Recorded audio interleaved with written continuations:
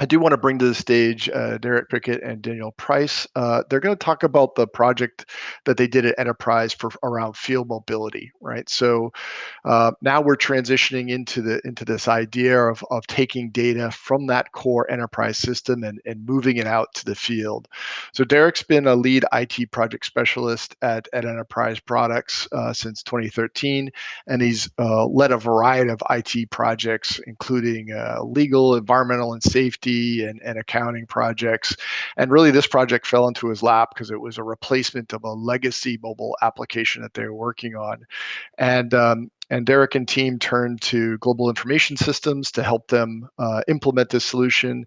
And Danielle was a project manager for Global, who's has over 7 years of experience in the pipeline industry, and she's going to talk about some of the back-end architecture that was put into place to support this. So, with that, I'm going to turn it over to Derrek and Danielle to tell their story.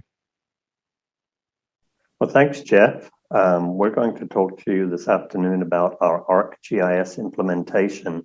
What we did internally is we renamed the collection of applications under Arcgis to EMAP. That's what our internal folks know the system as. And so we're going to talk to you about EMAP. We found ourselves, unfortunately, in the position that our current software, which was XMAP, had come to end of life. The company had been acquired by another company. And then further to that, Microsoft also no longer supported the application in their operating system. So we've effectively found ourselves with an application which needs to be renewed and quickly replaced. The need was urgent, particularly because of the issue that we might have received patching from Microsoft, which could have really killed the application right there and then. So we collaborated with Global Information Systems, also known as Global, on finding an alternative solution. We conducted some very detailed surveys with our field staff, and GIS worked with us on that. Global worked with us on that. And we determined functional requirements for the field. So we kind of took a fresh look at what exactly does the field need rather than just copying what we had with XMAP. So our end users are line locators, that would be pipeline locators, if you will, and also corrosion technicians. And there's about 950 users in all. And so far, we've actually rolled out to all of those 950 users. And Global worked with us. They configured the system and supported our rollout project. All right, so with keeping those key requirements in mind, we realized that Collector and Explorer would pretty much cover every requirement that the users said they needed. So, Collector allows you to view and capture data. Explorer allows you to view the data. Explorer gives you the ability to do that markup, which is a really key piece for the end users. And then both applications give you the ability to work in an online and offline setting. All right, so the part of the implementation that feeds Collector and Explorer is the more back office part that the end user doesn't see, but it's what's required to have the implementation, do the implementation, is that web services and web maps. So we use web services for all of the data that is feeding the web maps.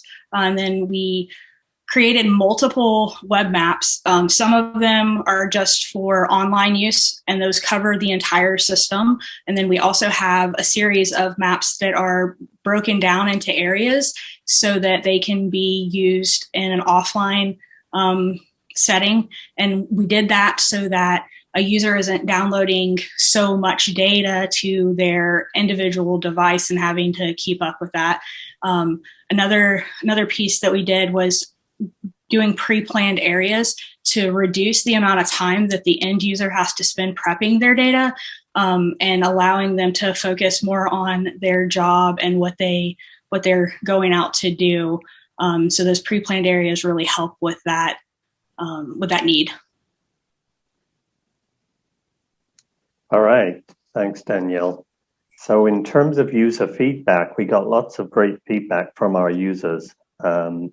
We've been using the product now for about 6 to 8 months live, I think. We did a gradual ramp up. And some of the big things that came from our user community were that they loved having the availability of the portal, something they hadn't had before, the ArcGIS portal, so that they could actually view data while they're in the office and in the home office when they're not actually out in the field working. That was a big benefit to them.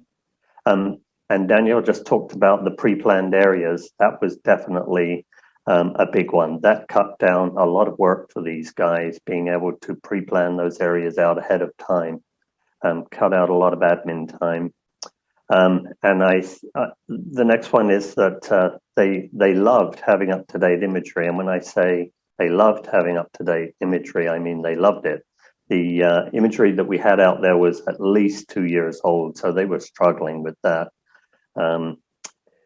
They also very much liked having the offline viewer. That was well received. From a company viewpoint, a big positive is that we can add more users and maps, which is actually what we're in the process of doing right now.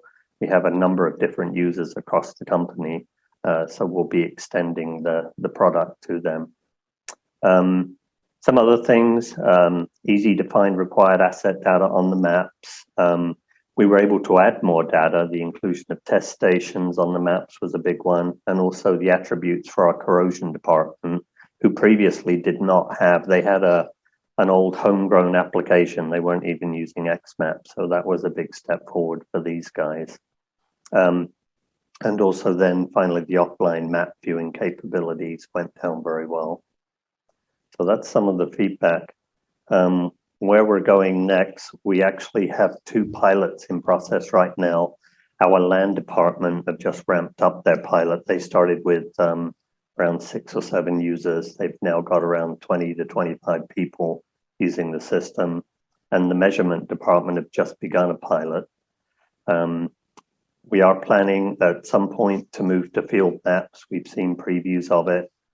Very much are excited about that.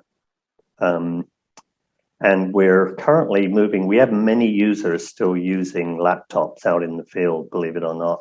And we are gradually moving them, kicking and screaming, across to the iOS versions. And then finally, our XMAP product, we are hoping then to turn that off by September, by which time we'll have all of our users moved over.